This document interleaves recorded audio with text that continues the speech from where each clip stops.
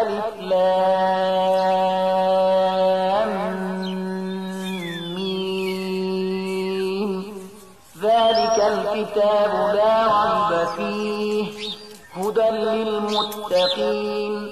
الذين يؤمنون بالغيب ويقيمون الصلاة ومما رزقناهم